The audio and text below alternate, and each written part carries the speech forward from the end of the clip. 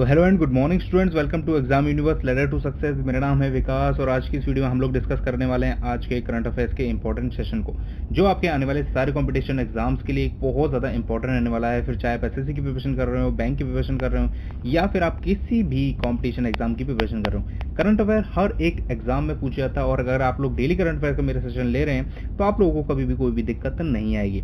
तो आज है 3 अगस्त और आज के इस करंट अफेयर की अगर आप लोग को पीडीएफ डाउनलोड करना चाहते हैं तो आप लोगों को डिस्क्रिप्शन में हमारे टेलीग्राम चैनल का लिंक मिल जाएगा। वहां से जाकर आप लोग इस करंट अफेयर्स की पीडीएफ बड़ी आसानी से डाउनलोड कर सकते हैं। साथ ही साथ आप लोगों को हमारे इंस्टाग्राम चैनल का भी लिंक मिल जाएगा, उसको आप लोग जाकर फॉलो कर लीजिएगा। मैं वहां पर इन सारी क्वेश्चन का क्विज बनाकर डाल देता हूं, जिससे कि आप लोगों को पढ़ने में बहुत ही ज्यादा आसानी रहेगी। ठीक है, तो अगर आप लोग के लिए वीडियो हेल्पफुल रहता हो तो वीडियो को लाइक जरूर कर दिया करो, शेयर कर दिया करो अपने दोस्तों के साथ, सब्सक्राइब कर लेना चैनल को। बढ़ते हैं आज के पहले क्वेश्चन की तरफ। तो पहला क्वेश्चन है कि हाल ही में अमर सिंह जी का निधन हो गया, वे कौन थे?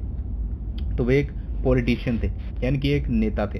तो ये राज्यसभा के सांसद थे, ठीक है, और ये काफी पिछले समय से बीमार चल रहे थे और इनका सिंगापुर में इलाज चल रहा था, लेकिन अब इनका निधन हो गया है। ठीक है, और इन्हें 2010 में इन्हें समाजवादी पार्टी से निकाल दिया गया था, लेकिन बाद में फिर 2016 में इन्हें फिर से इस पार्टी में ले लिया गया था और इन्हें फिर सचिव बना दिया गया था। पार्टी का फिर से सचिव जो है वो फिर से बना दिया गया था। पहले भी ये पार्टी के सचिव थे, लेकिन बाद में कुछ विवाद के चलते इन्हें समाजवादी पार्टी से निकाल दिया गया, लेकिन बाद में फिर 2016 में इनकी वापसी हुई और इन्हें फिर से पार्टी का सचिव बना दिया गया। ठीक है, तो आप लोग याद रखिएगा अमर सिंह जी कौन थे, एक नेता थे।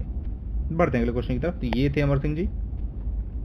बढ़ते हैं अगले क्वेश्चन की तरफ। तो हाल ही में किस सरकार ने भूकंप से निपटने के लिए एक जागरूकता अभियान चलाया? तो ये दिल्ली ने चलाया है। दिल्ली ने सभी स्कूल कॉलेजेस में जब भूकंप वगैरह आता है ना, तो उससे रिलेटेड जानकारी और उससे समय बचाव की जानकारी, इन सब का एक ऑनलाइन कैंपेन चलाया है, जिसमें कि उन्होंने भूकंप से निपटने के सारे तरीके और उपाय और उस समय क्या करना चाहिए क्या नहीं करना चाहिए, इन सब के बारे में बताया है। जैसे कि अगर स्कूल में बच्चे हैं उन लोगों को क्या करना चाहिए, ऑफिस में अगर पर्सन्स हैं तो उन लोगों को क्या करना चाहिए और किस तरीके से इस आपदा से बचा जा सकता है, इस सब के बारे में बहुत ही अच्छा एक कैंपेन अरविंद केजरीवाल यानी कि जो दिल्ली है, दिल्ली गवर्नमेंट द्वारा चलाया गया है। ठीक है, तो ये चीज़ भी आप लोग याद रखिएगा। और वैसे भी पिछले कुछ दिनों से, मतलब पिछले कुछ महीनों में दिल्ली में बहुत सारे भूकंप के छोटे छोटे झटके महसूस किए गए हैं। तो कोई बड़ी अगर आपदा आती है तो उस समय के लिए प्रिपेयर करने के लिए दिल्ली की गवर्नमेंट ने ये इनिशिएटिव किया है। ठीक है, तो ये चीज़ भी आप लोग याद रखिएगा।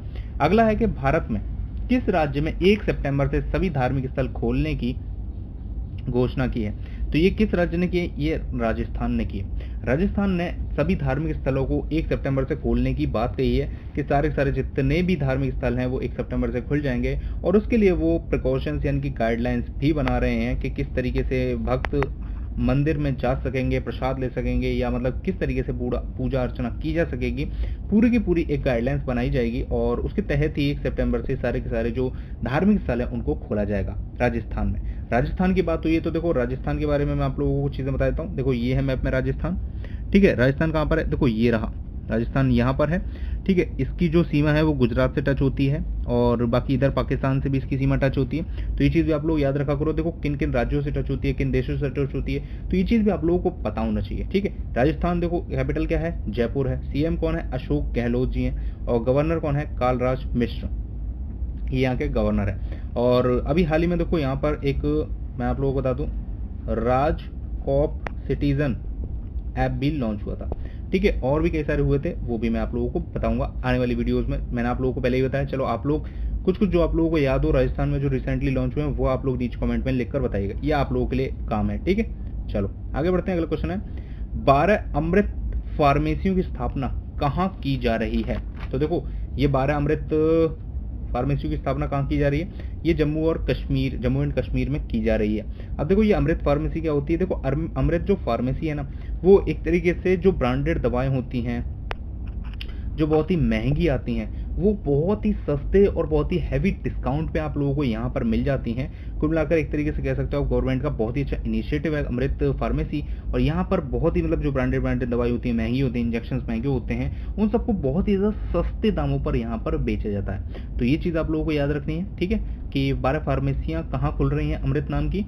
ये खुल रही हैं जम्मू एंड कश्मीर, और बाकी भी शहरों में, बहुत सारे शहरों में ये ऑलरेडी हैं इस समय पर अमृत फार्मेसी, जहाँ पर बहुत सारे लोग जो कि नहीं अफोर्ड कर सकते महंगी दवाइयों को खरीदना, वो यहाँ से दवाई खरीद कर अपना इलाज कर रहे हैं। तो ये चीज़ आप लोग याद रखिएगा। और देखो जम्मू एंड कश्मीर की बात हुई है, तो देखो जम्मू एंड कश्मीर में मैं आप लोगों को बताता हूँ, एक डल लेक है, एक वुलर लेक है, जिनसे रिलेटेड सवाल आप लोगों से पूछ लिए जाते हैं कि डल लेक और वुलर लेक कहाँ पर है, किस मतलब राज्य में है, तो ये चीज़ पूछ ली जाती है आप लोगों से। तो ये चीज़ भी आप लोगों को पता होना चाहिए कि ये कहाँ पर है, ये जम्मू एंड कश्मीर में है, ठीक है। तो ये चीज़ भी आप लोग याद रखिएगा। पढ़ते हैं अगले क्वेश्चन की तरफ। भारतीय मूल के प्रीतम सिंह किस देश की संसद में प्रतिपक्ष के नेता बने हैं? तो ये सिंगापुर में बने हैं। सिंगापुर में अभी हाल ही में इलेक्शंस हुए हैं और ये वहाँ पर एक प्रतिपक्ष के नेता बने हैं और ये पहले भारतीय बने हैं जो कि सिंगापुर में प्रतिपक्ष के नेता बने, इनकी विपक्ष के नेता। विपक्ष जो होता है ना, एक होता है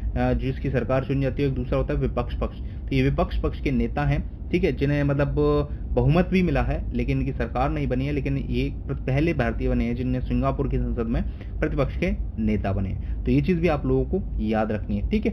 बात हुई अब देखो जैसे सिंगापुर की, तो सिंगापुर कैपिटल क्या है? सिंगापुर सिटी है, ठीक है। और सिंगापुर का करेंसी क्या है? सिंगापुर डॉलर, सिंगापुरन डॉलर है। और इसके प्रेसिडेंट कौन है? हलीमा याकूब है। कौन है? हलीमा याकूब यहाँ के प्रेसिडेंट है। तो ये चीज़ें आप लोगों को याद रखनी है। बढ़ते हैं अगले क्वेश्चन की तरफ। हाल ही में बहुचर्चित अनिल मुरली जी का निधन हो गया, वे कौन थे?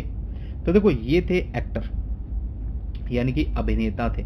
इन्होंने देखो 200 से भी ज़्यादा, देखो ये थे अनिल मुरली जी, और इन्होंने 200 से भी ज़्यादा मैं अगर कहूँ मलयालम, तमिल, तेलुगु फिल्मों में काम किया है। और ये वहाँ के बहुत चर्चित अभिनेता थे जिनका हाल ही में निधन हो गया है। और इसके ऊपर मतलब वहाँ की जो गवर्नमेंट है उन्होंने शोक भी जताया था, ठीक है। तो ये चीज़ भी आप लोग याद रखनी है कि अनिल मुरली जी का निधन हो गया। ये कौन थे?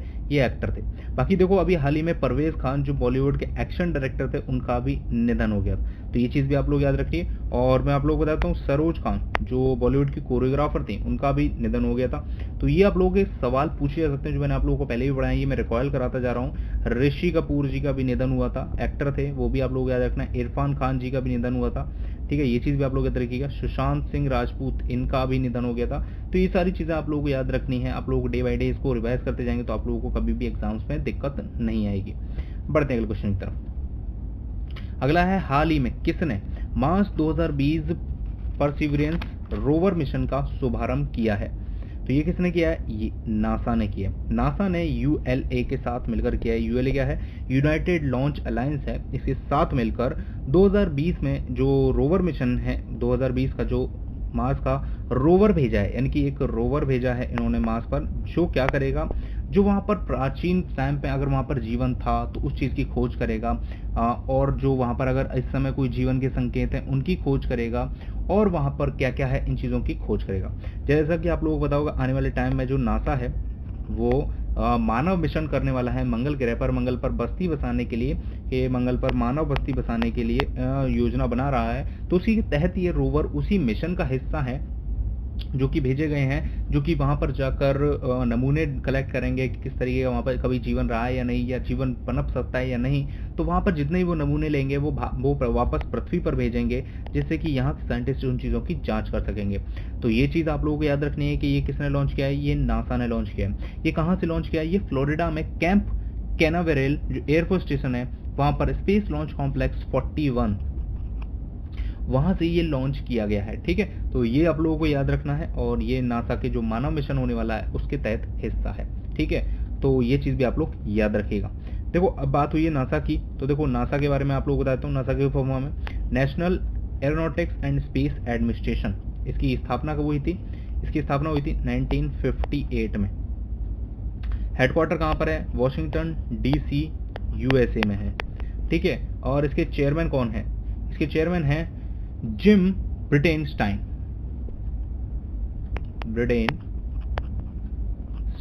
तो ये चीज़ भी आप लोग याद रखिएगा, इसके चेयरमैन भी आप लोग याद रखिएगा, ठीक है ना। तो ये चीज़ आप लोग याद रखिएगा। बढ़ते हैं अगले क्वेश्चन की तरफ। तो भारत की किस शहर में लाइफ साइंसेज पार्क का शिलान्यास किया गया है? तो ये कहाँ किया गया है? देखो ये बेंगलुरु में किया गया है, यानी कि कर्नाटक की कैपिटल है बेंगलुरु, वहाँ पर ये किया गया है, ठीक है। आप लोगों को एक चीज़ पता ही होगी कि बेंगलुरु जो है वो IT सिटी के नाम से, यानी कि जो सिलिकॉन वैली है उसके नाम से जानी जाती है। तो यहाँ पर एक science park, life science park का फाउंडेशन किया गया है, यानी कि वहाँ पर शिलान्यास किया गया है। वहाँ पर एक लाइफ साइंस पार्क बनाया जाएगा जो कि लगभग 52 एकड़, देखो 52 एकड़ में बनाया जाएगा। और इसके साथ साथ ये इसका प्रोजेक्ट वर्थ कितनी है, देखो 5000 करोड़ का है ये, ठीक है। 5000 करोड़ की लागत से 52 एकड़ की जमीन पर बनाया जाएगा, जो कि एक बहुत ही बड़ा, मतलब एक तरीके से कह सकते हो लाइफ साइंस पार्क है जो कि इंडिया में बनेगा। तो ये बहुत ही अच्छा इनिशिएटिव है जो गवर्नमेंट द्वारा लिया गया है, जहां पर साइंस के जो नए नए एक्सपेरिमेंट्स हैं और एक तरीके से पूरी तरीके से, एक तरीके से आप कह सकते हो कि साइंस की पूरी दुनिया को यहाँ पर दर्शाया जाएगा, जो कि भारत में होगा। बहुत बड़ा अचीवमेंट है भारत के लिए जब ये बनकर तैयार होगा।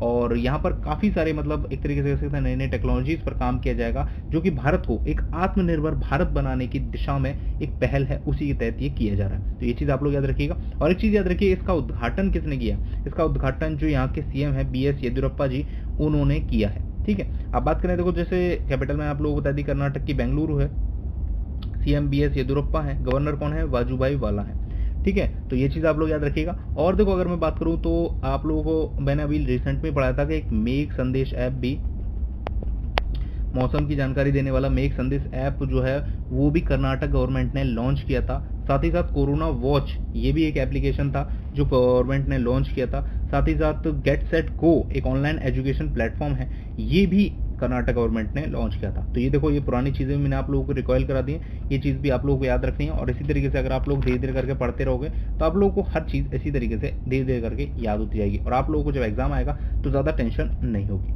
ठीक है ना। पढ़ते हैं अगले क्वेश्चन की तरफ। हाल ही में किस राज्य में एक मास्क अनेक जिंदगी नाम से जागरूकता अभियान चलाया गया है, तो ये मध्य प्रदेश में चलाया गया है।